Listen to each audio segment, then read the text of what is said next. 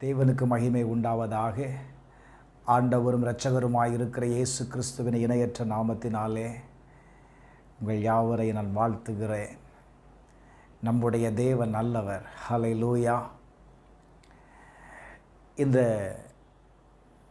நாளிலும் கூட கல்வாரி சிலுவையை குறித்து நாம் தியானித்து கொண்டிருக்கிறோம். இந்த நாட்கள் நம்முடைய வாழ்க்கையில் மிகவும் ஒரு முக்கியமான நாட்களாய் பார்க்கப்படுகிறது. இயேசுவினுடைய பாடுகளை, இயேசு நமக்காக கல்வாரியில் செய்த காரியங்களை நாம் தியானிக்கிறோம். அப்படி கல்வாரியில் கர்த்தர் செய்த காரியத்தை நாம் தியானிக்கும்போது நம்முடைய வாழ்க்கையில் நாம் எதிர்பார்க்கிற, நாம் ஜெபிக்கிற காரியத்தில் சில மாற்றங்கள் கடந்து வருவதை நாம் பார்க்க முடியும். இந்த நாளிலும் கூட உங்களோடு கூட இயேசு சிலுவையில் ஜெபித்த 3 வேளையை நான் காண்பித்து கொடுக்கிறேன். அவர் ஜெபித்த போது என்ன நடந்தது என்பதையும் நான் காட்டி கொடுக்க விரும்புகிறேன். எனக்கு அன்பானவர்களே, இயேசு பிறருக்காக ஜெபித்தார். இயேசு தனக்காக ஜெபித்தார். இயேசு பிதாவின் சித்தம் தன் வாழ்க்கையில் நிறைவேறும்படி ஜெபித்தார். அவருடைய பாடுகள், அவர் கடந்து சென்ற பாதைகள் எல்லாம் நாம் அறிந்ததே. ஆனாலும் இயேசு வேதனை அடைந்த சில வேளைகள் இருக்கிறது. முதலாவது ஆண்டவர் ஜெபிக்கிற வேளையை நீங்கள் பார்ப்பீர்களே ஆனால், லூக்கா எழுதின சுவிசேஷம் 23வது அதிகாரம் 34வது வசனத்தை நீங்கள் வாசிக்கும்போது, அப்பொழுது இயேசு, பிதாவே இவர்களுக்கு மன்னியும், தாங்கள் செய்கிறது இன்னதென்று அறியாதிருக்கிறார்களே என்றார். நன்றாக கவனியுங்கள். ஆண்டவர் முதலாவது ஜெபிக்கிற ஜெபம் என்ன? பிதாவே இவர்களுக்கு மன்னியும். அது எப்படிப்பட்ட சூழ்நிலையாக இருந்தது அப்படின்னு பார்ப்பீங்கன்னா, இயேசு குற்றவாளியாக இருக்கிற 2 பேரோடு கூட கொலை செய்யப்படுவதற்கு கொண்டு போகப்பட்டார். அவர் கபாலஸ்தலம் எண்ணப்பட்ட இடத்திற்கு வந்தபொழுது அவரையும் அவருடைய வலது பக்கத்தில் ஒரு குற்றவாளியையும் அவருடைய இடது பக்கத்தில் ஒரு குற்றவாளியையும் சிலுவையில் அறைந்தார்கள். இப்போ சிலுவையில் அறைந்தது மாத்திரமல்ல, இயேசுவினுடைய வஸ்திரங்களை அவர்கள் பங்கிட்டு சீட்டு போட்டார்கள். என கண்பானவர்களே, நன்றாக கவனியுங்கள். இந்த வேளையில்தானே இயேசு பிதாவை நோக்கி ஜெபிக்கிறதை நீங்க பார்க்க முடியும். என்ன ஜெபிக்கிறார்? பிதாவே இவர்களை மன்னியும். Thank you Lord. இன்றைக்கு அநேக நேரத்தில் நாம் அநேக காரியங்களுக்காக நாம் ஜெபிக்கிறோம். ஆனால் ஜெபிக்கிற எல்லா காரியத்திற்கும் நம்மளால் பதிலை பெற்றுக்கொள்ள முடியலை. என்ன காரணம் அப்படின்னா, நம்முடைய இருதயத்தில் மற்றவர்களை மன்னிக்க முடியாத நிலைகள் நமக்குள் இருக்கும் பொழுது பிதாவால் நம்முடைய ஜெபத்திற்கு பதிலை கொடுக்க முடியாது. அதனால தான் இயேசு சொல்லுகிற வார்த்தையை கவனிங்க. மத்தேயு எழுதின சுவிசேஷம் 5வது அதிகாரம் 44வது வசனத்தை நீங்கள் வாசிப்பீர்களே ஆனால், அங்கே எழுதப்பட்டிருக்கிறது, நான் உங்களுக்கு சொல்லுகிறேன், உங்கள் சத்துருக்களை சிநேகியுங்கள், உங்களை சபிக்கிறவர்களை ஆசீர்வதியுங்கள், உங்களை பகைக்கிறவர்களுக்கு நன்மை செய்யுங்கள், உங்களை நிந்திக்கிறவர்களுக்காகவும் உங்களை துன்பப்படுத்துகிறவர்களுக்காகவும் ஜெபம் பண்ணுங்கள். ஹல்லேலூயா. எனக்கு அன்பானவர்களே, நம்முடைய ஜெபத்தில் இந்த பகுதி இருக்கிறதா? நம்மை நிந்திக்கிறவர்களுக்காக, நம்மை துன்பப்படுத்துகிறவர்களுக்காக நாம் ஜெபிக்கிறோமா? நம்முடைய ஜெபத்தில் எப்படிப்பட்ட ஜெபத்தை நாம் ஏறெடுக்கிறோம்? மற்றவர்களை குற்றப்படுத்தி, மற்றவர்களை காயப்படுத்தி, அவர்களைப் போல நான் இல்லை என்று துணிகரமாய் தேவ சமூகத்தில் சொல்லுகிறதுனால நம்முடைய ஜெபங்கள் கேட்கப்படுகிறதில்லை. நன்றாக கவனியுங்கள். வேதம் சொல்லுகிறது, உங்கள் சத்துருக்களை சிநேகியுங்கள், உங்களை சபிக்கிறவர்களை ஆசீர்வதியுங்கள், உங்களை பகைக்கிறவர்களுக்காக பிரைஸ் தி லார்ட். அவங்களுக்கு என்ன செய்யணுமா? நன்மை செய்யணுமா?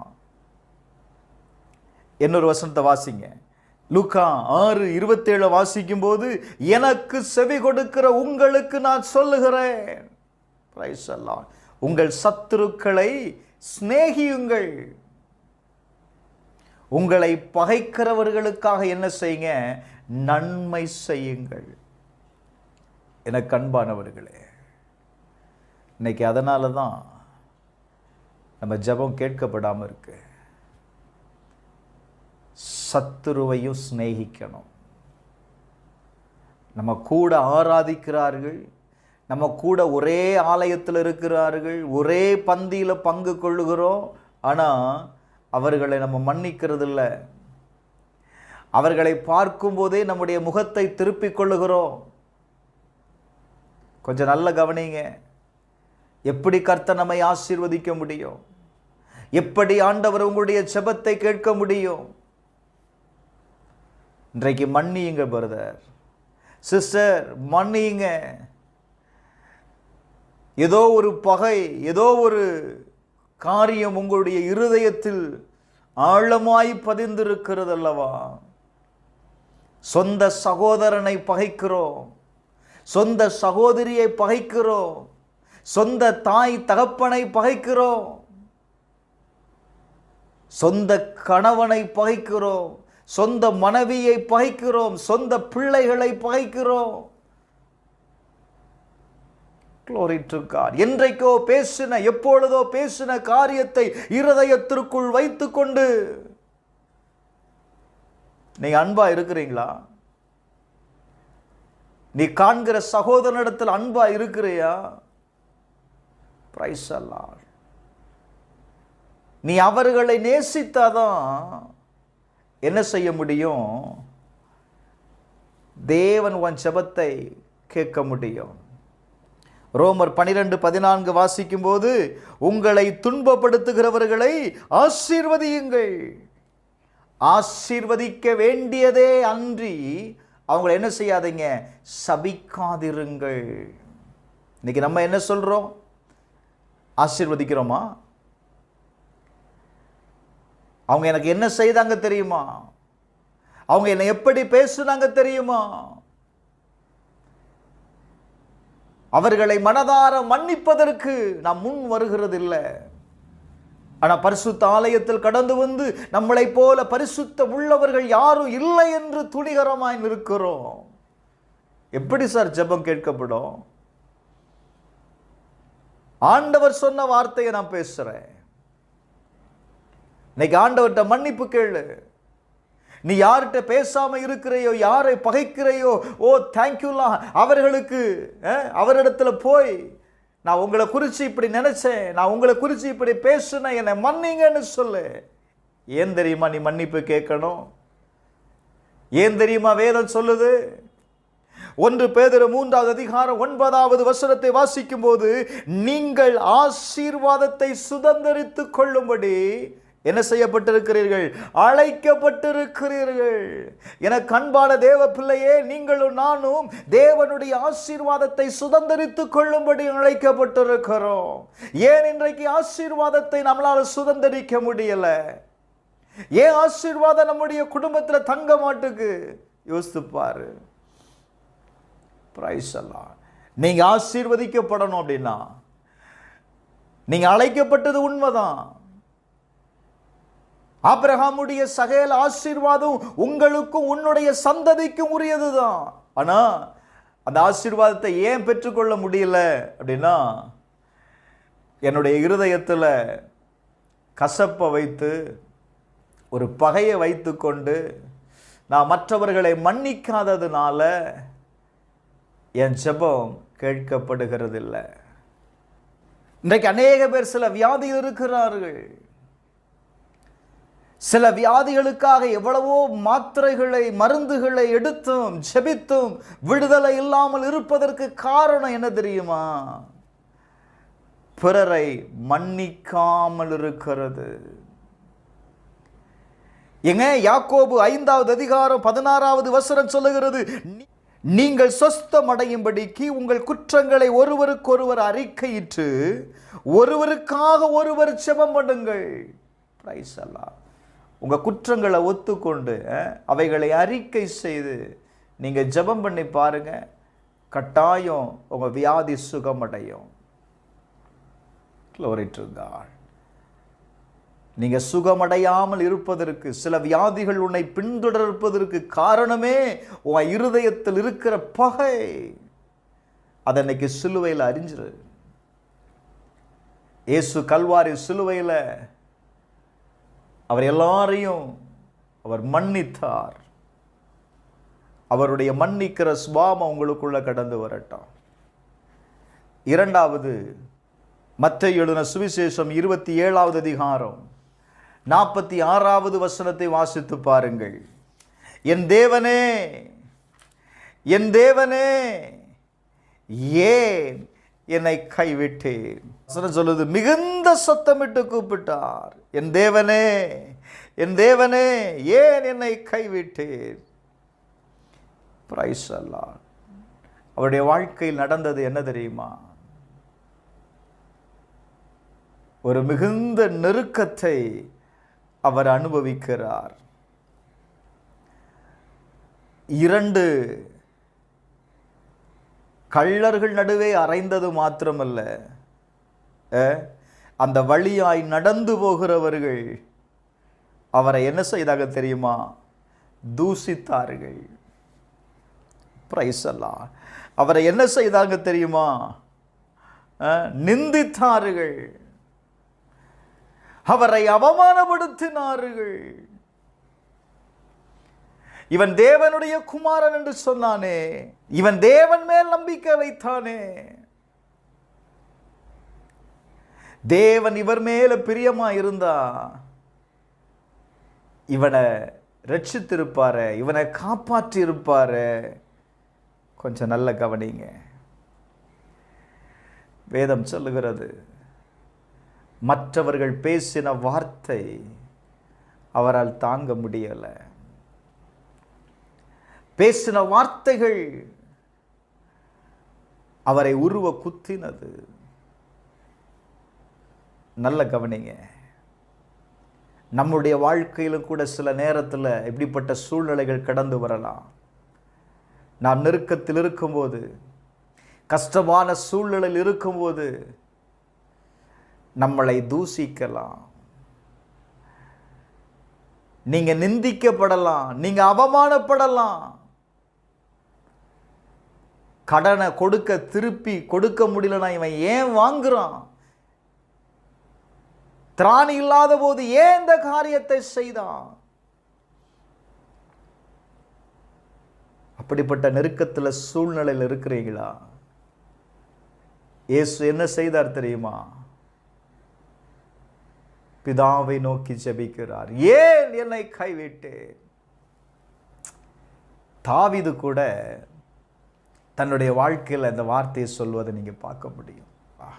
சங்கீதம் 22:1 என் தேவனே, என் தேவனே, ஏன் என்னை கைவிட்டு, ஏன் எனக்கு உதவி செய்யாம, நான் சொல்லும் வார்த்தையை நீ கேட்காம இருக்கிறேன்?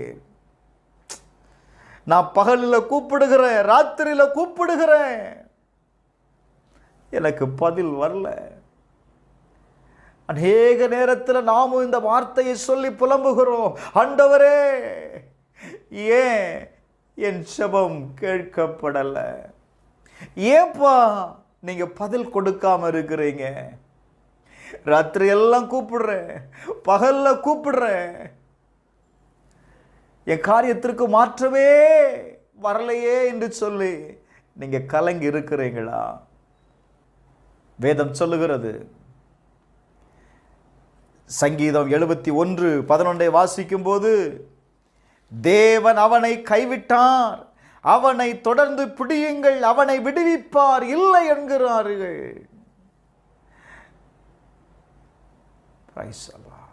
சில நெருக்கத்தில் இருக்கும்போது, சில உபத்திரவத்தின் பாதையில் கடந்து போகும்போது, நம்ம எதிர்பார்க்காத இடத்திலிருந்தெல்லாம் பிரச்சனை வரும் பாருங்க. நம்ம அந்த காரியத்தை யோசித்திருக்கவே மாட்டோம், ஆனால் அந்த பிரச்சனை அங்கிருந்து எழும்பி வரும். வேதம் சொல்லுகிறது, தேவன் அவனை கைவிட்டார், அவனை தொடர்ந்து பிடியுங்கள். ஐயா, தேவன் உங்களை கைவிட்டுட்டு இருந்தார்னா சத்துரு உங்களை விடமாட்டான், உங்களை தொடர்ந்து பிடிப்பான். வேதம் சொல்லுகிறது, அவரை விடுவிப்பார் இல்லை. என்ன காரணம்? சில நேரத்தில் நான் நெருக்கத்தில் இருக்கும்போது, சில உபத்திரவத்தின் பாதையில் இருக்கும்போது நம்ம ஜெபிப்போம். ஆனால் அந்த பிரச்சனையிலிருந்து நம்ம வெளியே வருவதற்கு நாம் தேவனை நாம் நம்புகிறதில்லை. வேதம் சொல்லுது பாருங்களேன், சங்கீதம் 22:4-5, எங்கள் பிதாக்கள் உம்மிடத்தில் நம்பிக்கை வைத்தார்கள், நம்பின அவர்களை நீர் விடுவித்தீர், உம்மை நோக்கி கூப்பிட்டு தப்பினார்கள், உம்மை நம்பி என்ன செய்தார்கள்? வெட்கப்பட்டு போகாதிருந்தார்கள். அன்னைக்கு சொல்லுவேன், நீங்கள் என்ன தேவனை நம்பி இருந்தீங்க அப்படின்னா கர்த்தர் உங்களை வெட்கப்பட்டு போக விட மாட்டார். நல்ல கவனிங்க. சில நேரத்தில் தேவன் மௌனமாக இருக்கும் பொழுது அவர் நம்மை கைவிட்டது போல தெரியும். ஆனால் தேவனை நம்பி இருக்கிற ஒருவரையும் அவர் கைவிட மாட்டார். நீங்கள் எப்படிப்பட்ட சூழ்நிலையில் இருந்தாலும், ஒருவேளை இந்த வார்த்தையை கேட்கிற நீங்கள் தேவன் என்னை கைவிட்டு விட்டார் என்று சொல்கிற நபராக நீங்கள் இருப்பீங்க அப்படின்னா சோர்ந்து போகாதீங்க. நான் சொல்கிறேன், தேவ மனுஷனாக சொல்கிறேன், கர்த்தர் ஒருபோதும் ஒருவனையும் தம்மை நம்புகிறவனை அவர் கைவிடுகிறது இல்லை. பிரைஸ் அல்லாஹ். ஏன் காலதாமதம் ஆகுது? ஏன் இந்த பிரச்சனைக்கு இவ்வளவு ஜெபித்தோம் பதில் வரலை என்பதை நீங்கள் கவனிங்க. நீங்கள் அதை கவனிச்சிங்க அப்படின்னா, அதை அறிக்கை செய்தீங்க அப்படின்னா கட்டாயம் உங்கள் வாழ்க்கையில் ஜெபம் கேட்கப்படும். மூன்றாவது, இயேசு ஜெபிக்கிற வேளையை நீங்கள் பார்த்தீங்க அப்படின்னா, லூக்கா எழுதின சுவிசேஷம் 23:46 பிதாவே உம்முடைய கையில் என் ஆவியை ஒப்பு கொடுக்கிறேன்.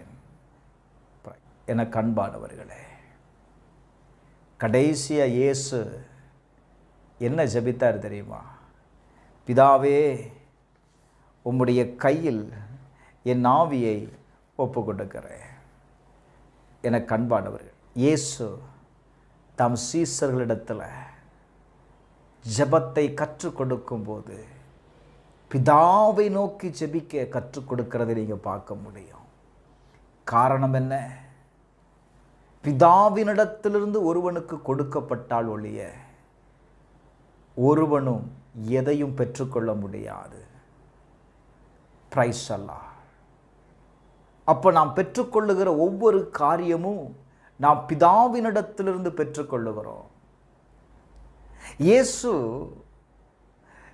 தன் நெருக்கத்தில் வேதனையில் இருந்த நாட்களில் நேரத்தில் பிதாவை நோக்கி ஜெபிக்கிறார். பிரைஸ் அல்லாஹ்.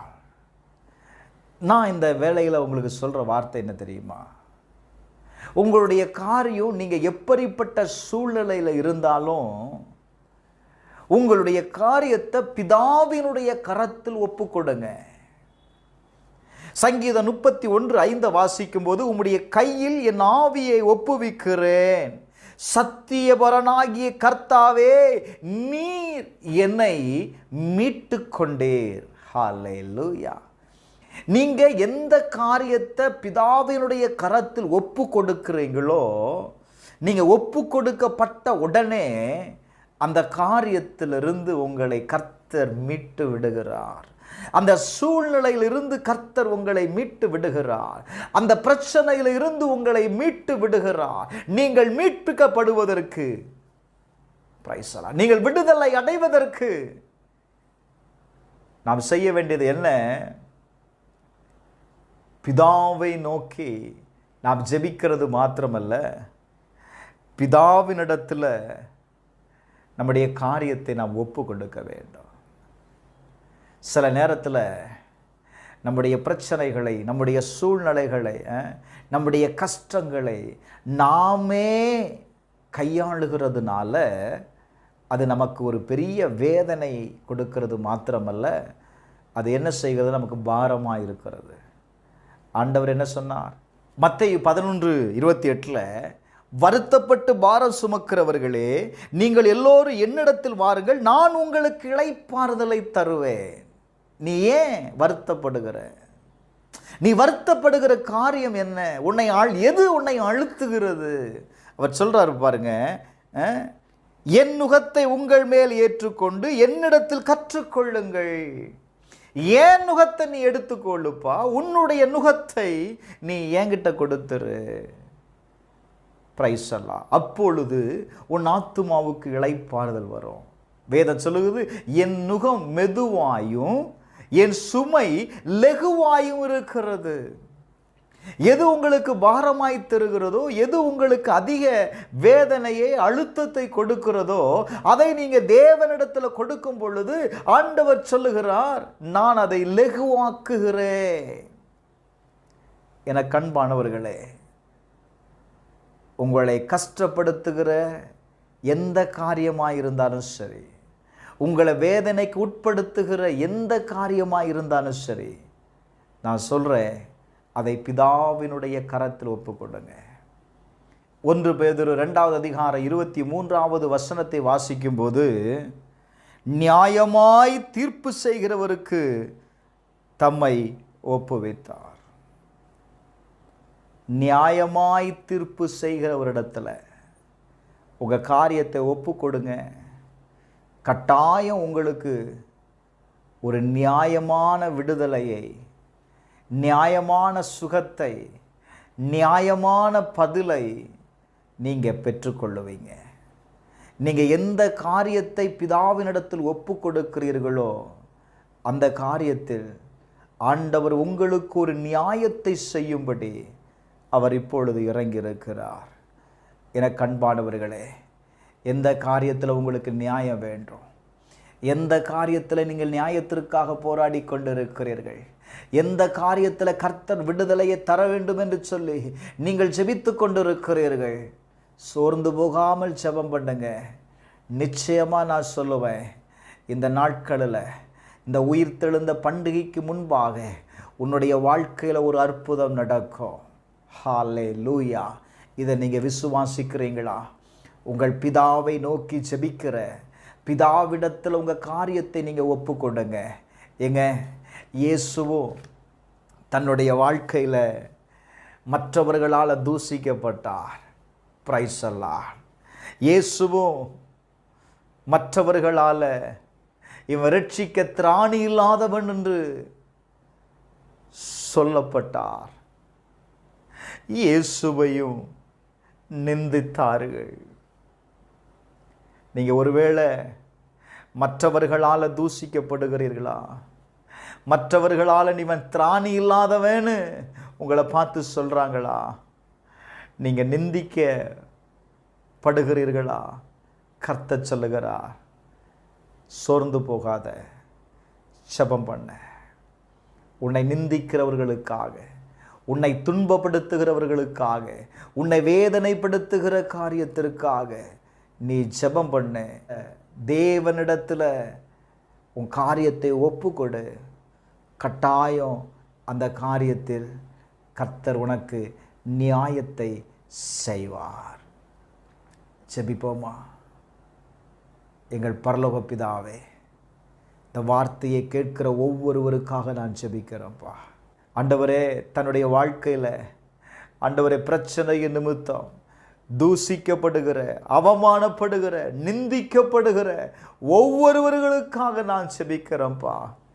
வேதம் சொல்லுகிறது, ஒருவன் துன்பப்பட்டால் ஜெபிக்க கடவன் என்று எழுதப்பட்டிருக்கப்பா.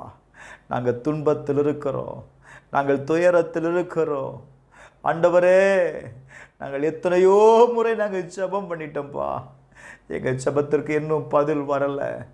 எங்கள் ஜெபத்தை கேட்கக்கூடாதபடிக்கு என்னுடைய பாவம், என்னுடைய மீறுதல்கள் ஆண்டவரே, நான் யாரையாவது மன்னிக்க முடியாத சுபாவங்கள் ஆண்டவரே, பகை உணர்வு என் இருதயத்தில் இருக்குமே அண்ணா, தயவா என்னை மன்னித்து பிதாவே உம்முடைய இரக்கத்தை கிடைக்க எங்களுக்கு உதவி செய்யும். இயேசுவின் நாமத்தில் இந்த ஜெபத்தை செய்கிற ஒவ்வொருடைய வாழ்க்கையிலையும் தேவனுடைய நியாயம் வெளிப்பட போகிறதற்காய் ஸ்தோத்திரம். இயேசுவின் நாமத்தில் ஜெபிக்கிறேன் நல்ல பிதாவே, ஆமென்.